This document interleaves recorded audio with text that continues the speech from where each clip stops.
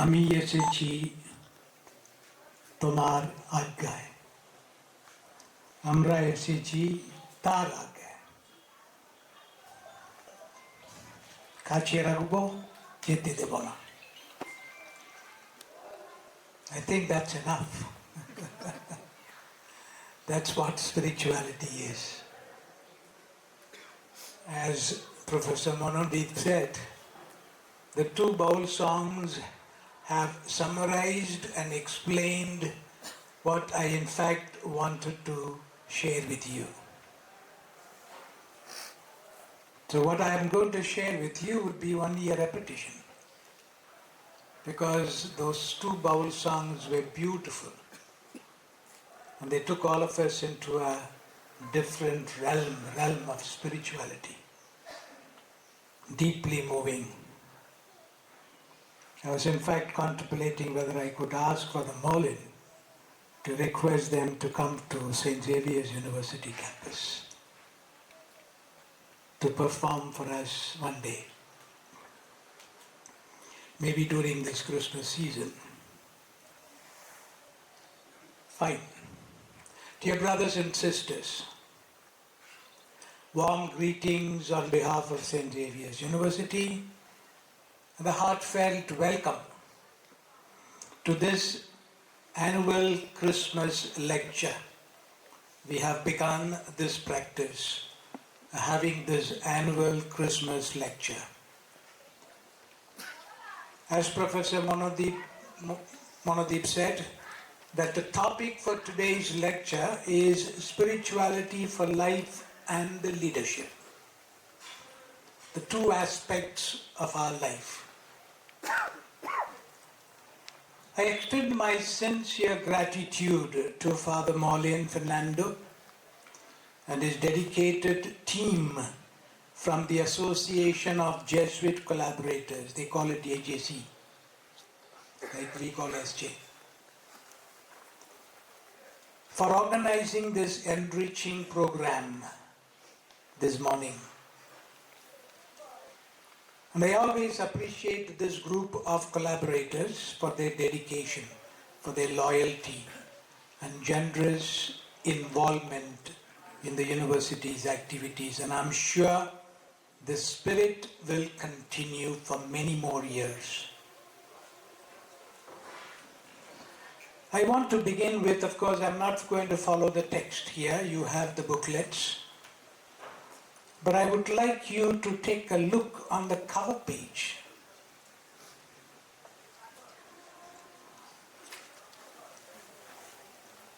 This is what you find in the Brito Chapel of our university.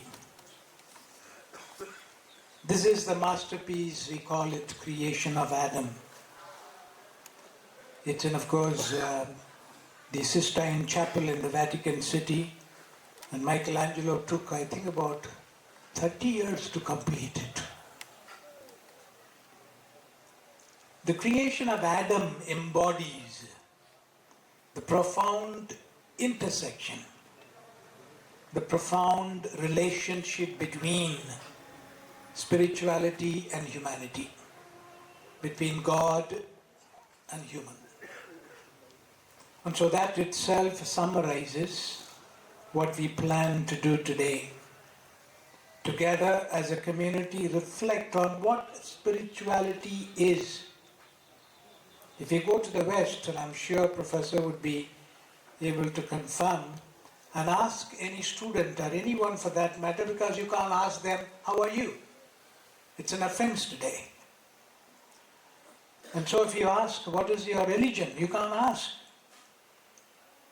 Maybe some would tell you, if they are friendly with you, my religion is spirituality.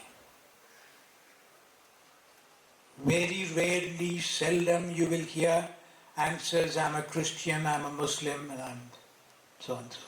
This is what it is. So we have, in fact, gone from one level to another level altogether.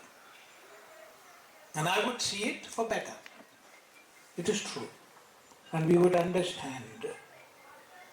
And so I want to start with Tayad's challenge. We know about Teyacharan, the great Jesuit philosopher, very controversial.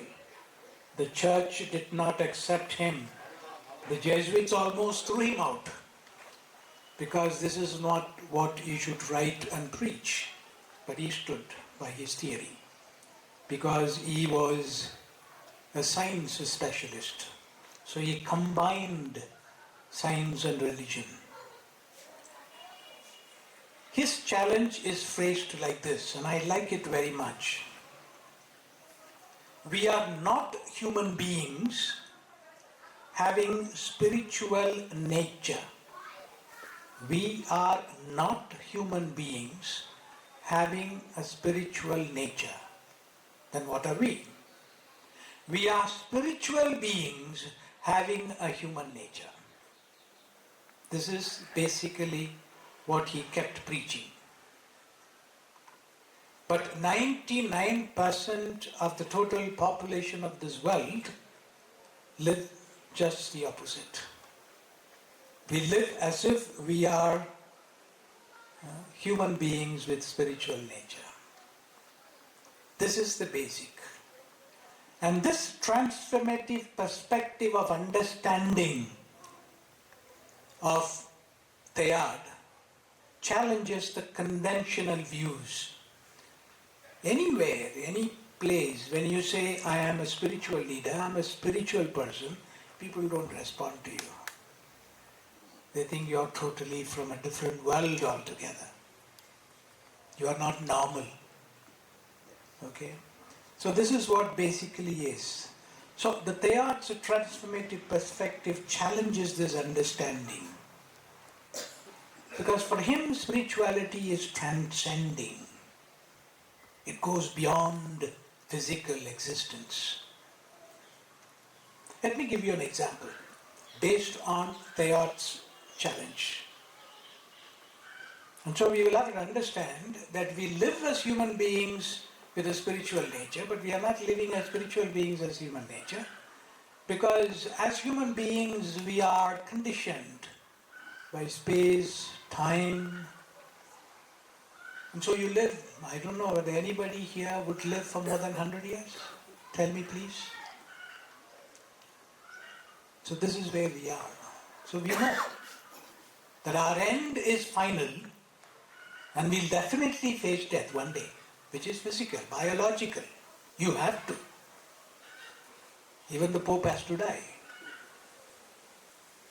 Even the King of Kings has to die. This is what it is. And so I am talking about not studying spirituality, reading about spirituality, but I want to share with you of living spirituality. We can definitely study, we can understand, try to understand, do research. But how do we live spirituality? That's what many great spiritual leaders have done. This is what is important. And for that I have this example of Nelson Mandela. Now Nelson Mandela became the first South Africa's black president in 1994.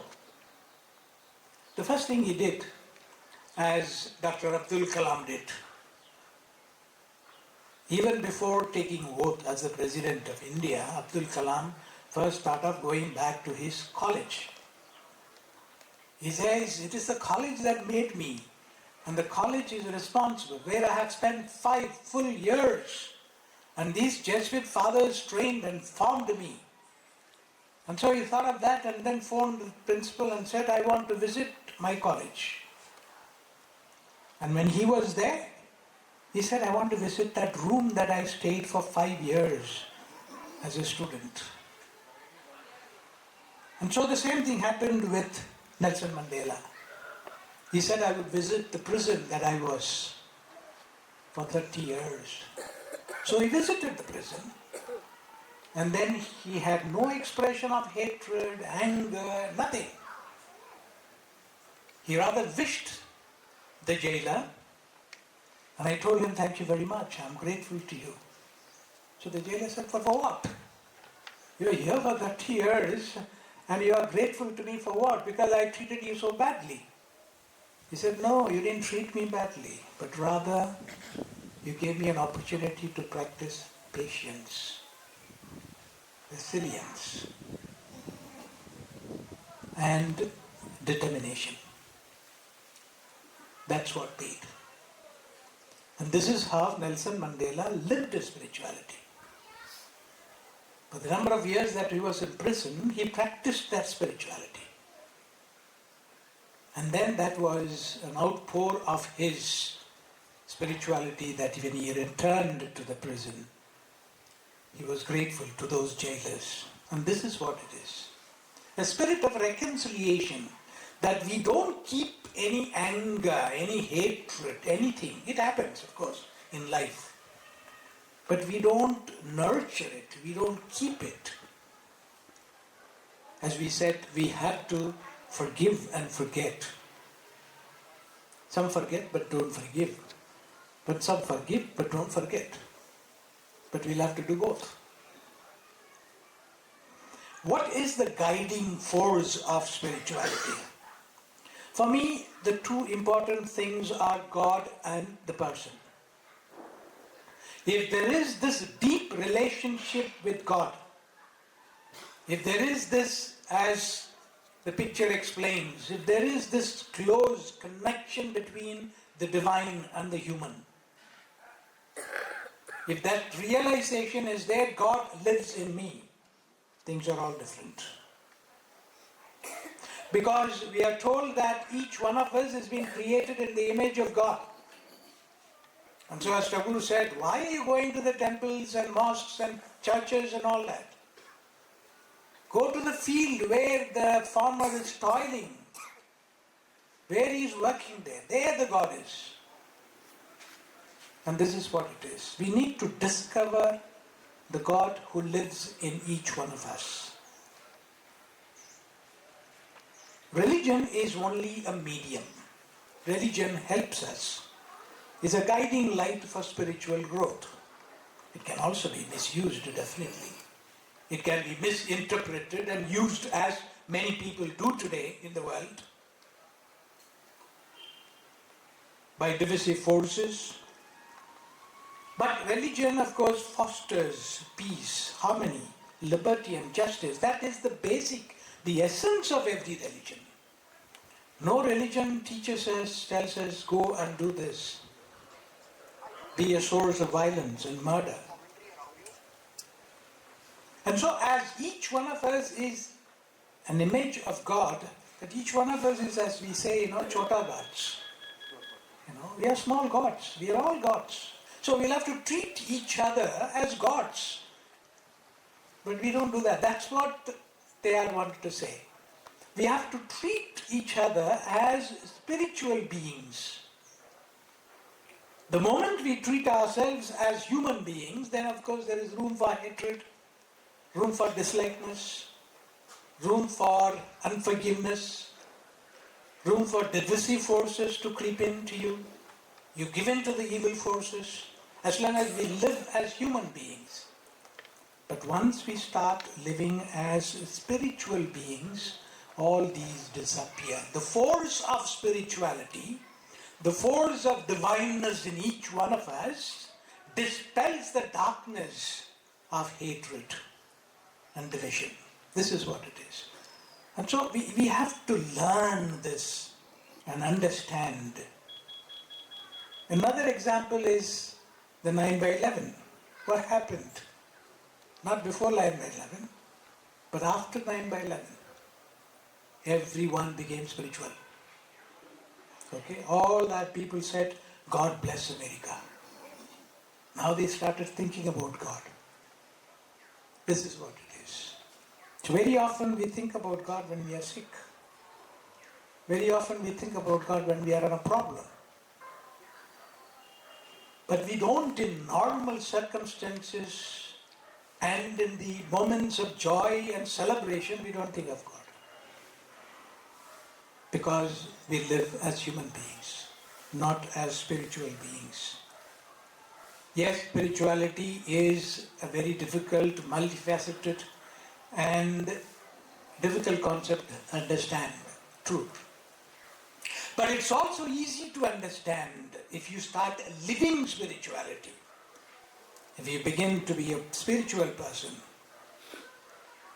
Why is it multifaceted? There are 3 types of life in this world down the history. If you take 2000 years of history of this world, or maybe more, we have 3 types of life. One is the monastic in all religions, except of course Islam. You don't find it common. But in all religions, you find Hinduism, Jainism, everywhere, Buddhism. One is the monastic life. World is bad. Let's go into monasteries and the deserts and live separately, God and you. That's it. This went on for about, you have the Benedictine monks. I can give you an example. Why you have the Buddhist monks. And so they said, let's leave the world because world is evil. And so they went into monasteries and into the desert and lived. Next came what we call mendicant life. The mendicant life, they left the monasteries, came into the towns, but they didn't live in any house. They started moving from street to street, from house to house, begging. The mendicant way of life, you live on begging. And this was the type of life, like you have Chaitanya Mahaprabhu. He's the best example for mendicant life. Went from village to village, house to house. If you give me something to eat, I eat. If you don't give me, I sleep there somewhere in the corner of the street. This was the life. And so that continued for some time. You have the Franciscan monks as mendicant. You have the Chaitanya Mahaprabhus as mendicants. The third one is the apostolic life. A totally different understanding of life and work and mission. Tagore is one example. Swami Vivekananda is another example. Mahatma Gandhi is another example. So these said that I'm not going to church and temples and mosques to worship the Lord. I'm finding God in the marketplace. When I go to buy my vegetable early morning, when I go to drop my child in the school, when I have some problem, when I have a work, when I am teaching in the classroom, I have the presence of God. So God is right there. And that is the apostolic dimension of life. You are active. As they say, contemplative in action. Every action makes you contemplate. And every contemplation takes you to an upper level of action. And this is what is the praxis that each one of us is led to. Action, reflection, action. So this is the multifaceted dimension of spirituality. While spirituality and religiosity intersect, of course, there are a lot of common understanding between these two, but spirituality has a higher level altogether. Spirituality is broader. Spirituality transcends religiosity. Because religiosity is controlled, it's narrow. Because I'm faithful to my religion. I don't go beyond my religion. And so spirituality acknowledges the life's deeper dimension. While religiosity, I have to follow my rules, regulations of my religion. I have to have these many times of prayer, I have to do this and I have to do that. Otherwise I am not religious. Of course, this whole concept of Christianity has birthed from secularism. In the Middle Ages, as you know very well, especially those who have studied history, the church was powerful. The church could pick up a king in Europe anywhere, from place X, and put him there and somewhere else. So church was so powerful. And so there were many, of course, the Protestants. And so many questioned this. And so there is the whole question of the age of enlightenment thinkers. Nietzsche's whole ideas, thinking beyond the church, thinking beyond religion. And this is how the whole concept developed. Secularism has its birth, and I'm sure Professor Prabhat Datta will agree with me, because he is a specialist in secularism, the whole concept of secularism. And so the secularism has its birth from then, questioning religion, questioning the authority that governs religion. This is how we have the birth of it. What is the essence of spirituality? The essence of spirituality is spirit. Because we are made up of both spirit and matter. That's what I said. Spirituality and human life. A spiritual being and human being. And so you have these two elements of spirit and matter. But very often, of course, we don't think of the spirit that lives within us. We think of only the matter that is lived within us. Because we are so much concerned about our body, about our hair, about our skin, about our perfume, about this and about that. And we seldom spend even 1 minute to be with God. And even if you are with God, it's in a commercial way. You go to the temple, you go to the church, just to offer something. And then you come away. So this is what is the type of life that we live. So the spirit is the essence of life. The spirit is the essence of spirituality. How is it? I only give you this. Jesus was a spiritual leader. That's why he's not a popular leader. Of course, there are 1.8 billion people who worship him. I mean, outwardly, but there are, of course, definitely there are so many of them who accept him as a leader. But he's not a political leader. He's not, as we understand, a human leader. But he's more of a spiritual leader. And so he says, for him, he defines God in the Bible. God is spirit. He tells that woman, he said, you are worshipping today in that temple, but one day will come. God will be worshipped not on that mountain, on this mountain. God will be worshipped in your own house, within you. That's a revolutionary thinking and thought. God is love, he says. God is not a person. God is light. This is how he defines God. He says God is light, God is spirit, God is love. And so God helps each individual to have a deep experience of truth, love and peace. So if we understand that God is spirit, then this is what it is. And so I liked one of those Tamil poets, Tirumular. He's got Tirumandiram. Tirumandiram is supposed to be sacred prayers. And he says this, God has no time, God has no gender, God has no space, God has no... We have to understand this dimension.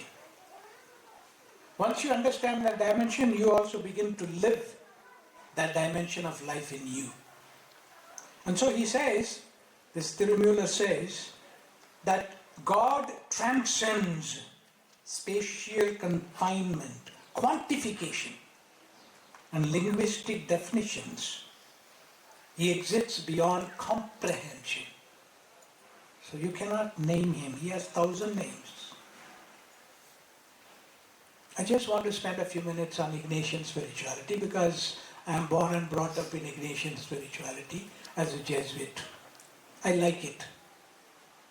And Snehashis keeps telling me, you understand well and you explain well the whole process of discernment. I like that whole process of discernment of St. Ignatius. Here is a man who is what today you would call the army general. Okay, so those days, 500 years ago, he is an army general of a king's army. And then he leaves everything and then becomes a mendicant first. Because he went to some monasteries and they doubted him. And even a few days they arrested him, put him behind the bars. And then he became a mendicant going around living on alms. And then he began his spiritual journey and put down everything, how the Spirit led him. And that's what is called today spiritual exercises. It's a lovely book, spiritual exercises, that you can make it for 8 days, for 3 days, for 30 days. And so a Jesuit in his lifetime is supposed to make it twice in his life for 30 days. You may wonder, what do you do during those 30 days? God and you. And so it's a beautiful journey that you can go. So for Ignatius had a profound understanding and experience of God, of course, definitely in Jesus Christ, and that's why he could put down these spiritual exercises. It's his own, inspired by his own conversion. As last year we called it as what moments? Cannonball moments. Okay? And so this is what happened. A cannonball could bring about a change in that man. Ignatian spirituality's core essence lies in finding God in all things. That is the apostolic life. So when you go to your classroom, do you find God in all the 60, 40, 50 students who sit in front of you? Is it possible? Have you done it? Can you do it? So this is what he says. It's bridging the gap between the divine and the human. There is no gap. The divine must become human and human must become divine. It's for him an awakened consciousness. That's why he introduced what he called the examination of conscience in the spiritual exercises. You have to examine twice a day. What have you done? What do you plan to do? And so often Father Molin, after every session, he has this examination of conscience for all the participants. Please, let's have an examination. What was good and what was bad? How can we improve? The common goal of the spiritual exercise is the fulfillment, the attainment of selfless service, that you become sacrament of transformation, sacrament of change. You as a person, whoever you may be, you are important because you are created in the image of God and you will have to live the life that is worthy of you. You cannot just be an ordinary person. You have to bring in changes in the world. And so, selfless service. You become selfless. You don't live anymore for yourself, but you live for the society at large. And so he gives a beautiful example, Ignatius. There are 3 types of people, he says. And so, God tells these 3. He says, now listen, you have certain amount of wealth, that's your attachment. If you want to become selfless, if you want to become God-centered, you have to give up that. This is called detachment. So you'll have to detach yourself from this attachment. And the first type of people, what they say, I'll do it, and I'll do it, and I'll do it, and I'll do it, and I'll do it, never do. So they go on. The second type of people, what they do is, now God, you come down, let's have a discussion. Okay? You take half and I take half. Because I can't listen to the whole thing you say. I cannot detach. I cannot give up. Let me give up a small portion of it. This is the attachment. The third type of people are the ones who say, what you will, what you decide. If you decide that I should keep this, then I'll keep it. If you decide I should give it away, I should renounce, I will renounce. This is the Jesuit spirituality. They always say before you do anything, discern. Discern and find out what God wants, not what you want. This is what Mahatma Gandhi too did. After a long journey, and Professor of course is a specialist in Mahatma Gandhi studies, peace studies. Now, After a long journey of struggles, of ups and downs, the man realizes God is truth.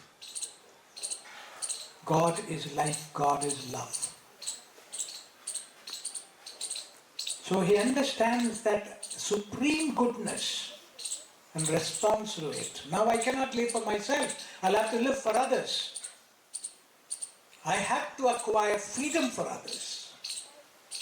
We may not accept, of course, what Gandhi did, but it is what it is. This is what his leadership is.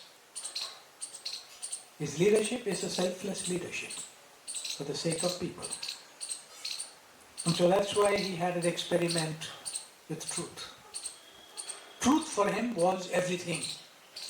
I know the truth and I will stand for that truth and I will fight for it and I will die for it. That's spirituality, because God is truth.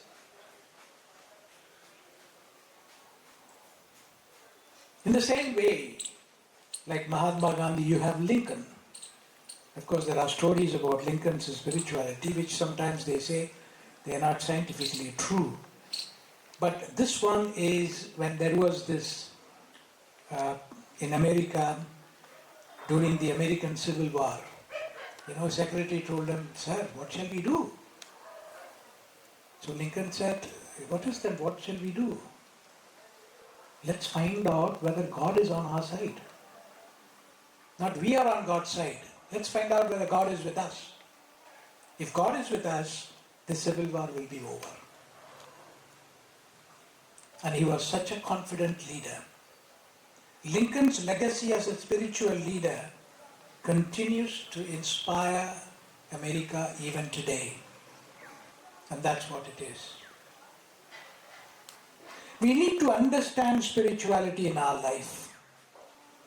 And to understand that spirituality, one of the gurus told his disciples, called them and said, he gave each one of them a pigeon and said, "Go to a place where you will find no one. When you find no one, you kill the bird and then bring it back to me." So everybody went. Only one of them came back. And the one who came back said to him, "Sir, I couldn't kill the bird." He said, "But why?" He said, "When I wanted to kill the bird was looking at me. And when I wanted to kill the bird, I thought the God was looking at me. And so there was no place where there was no one." That is spirituality.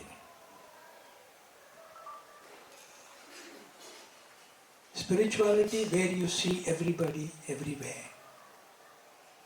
People are yours. They are not theirs. You belong to them. This is what expressed in our term as Satchidananda. Sach-Chit and Ananda. And Brahmabandhu Bhatia very, very, fond of Satchidananda. That's why the famous song that goes, "Vande Satchidanandan, Vande." And so we will have to discover deep within, among ourselves, what is spirituality and how we live this spirituality. And the connection between religion and spirituality, because we live a religious life and not a spiritual life. That's dangerous. Because there are religions, of course, which for various reasons, because of the fundamentalistic attitude, this is what it is. I have a beautiful story of Salt Doll. I have 2 books. I put down about 150 stories so that some of us could pick up a story in our sermons, in our lectures, in our classrooms. This is how, besides you teach your lessons, your subject, that you also share some spiritual matters with your students. And there they will start respecting you, what you are. And so there is this beautiful story of a salt doll. The salt doll was standing on the seashore looking at the sea and admiring the sea. So I was standing there, the sea said, "Why are you standing there? Why don't you come in? Come into." And so Salt Doll said, "Can I come in?" I said, "Come, you're most welcome." So the salt doll started swimming in the sea. And so after some time, the salt melted into the seawater, and there was a very little salt left. And then the salt doll said to the sea, "Now I understand how mighty you are. I have lost my own identity." This is what happens.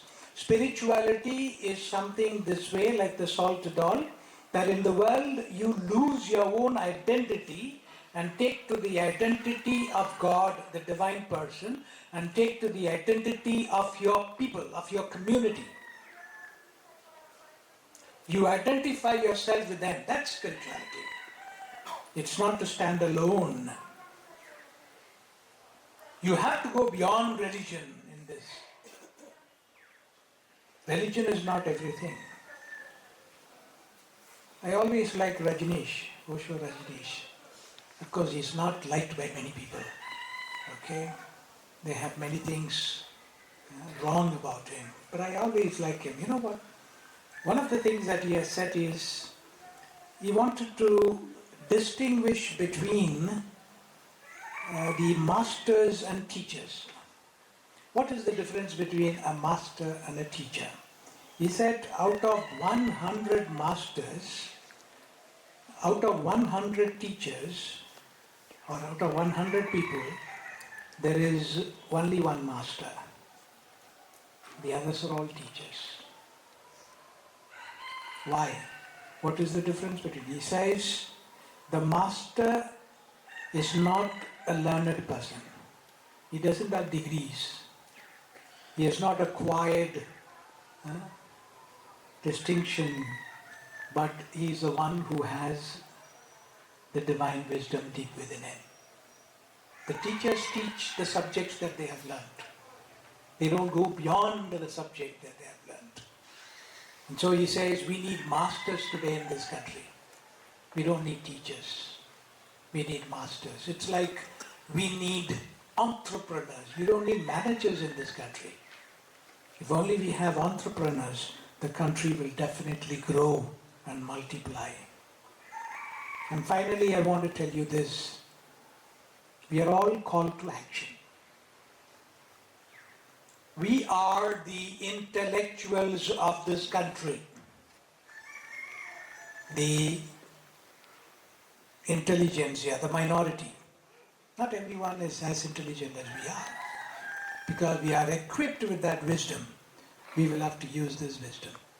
And so we are called to action. We are called to, of course, transform, perform. We cannot limit our performance, our world. This is where it is. And so the earth is one, but the world is divided. Earth is one, but the world is divided. Divided on the basis of caste, color, divided on the basis of politics, divided on the basis of whatnot. So many reasons. The earth is one. You cannot divide the earth. But the world is divided. And so what do? We have to bring back. I am born in an unjust society, and I am determined not to leave it as I have found it. I know well that I am born in an unjust society. Yes, the outside world is unjust, including me. But I am determined, as a representative of God, not to leave the society as I have found it. I have to bring in a change, bring in a transformation. I have to be the sacrament of change, an agent of change. Then, of course, the world transforms. And that is what is spirituality. I live for myself, that is, I transform myself, and I also transform the world. That is the action that we are called to. And I think the fruit of this exercise, the fruit of this lecture or this sharing or this community together, as the bowl singer said, Amra Esechi, because of Taragai. This is what it is. That's the spirituality. God has called us together. This is a moment of coming together. It's written in our books that God has brought us together. to this moment of life that we will have to listen, reflect together so that we get inspired, that we carry back something back home. What are our takeaways? We take some ideas. And so this is what it is, that each one as a spiritual being is a sacrament of change, sacrament of transformation.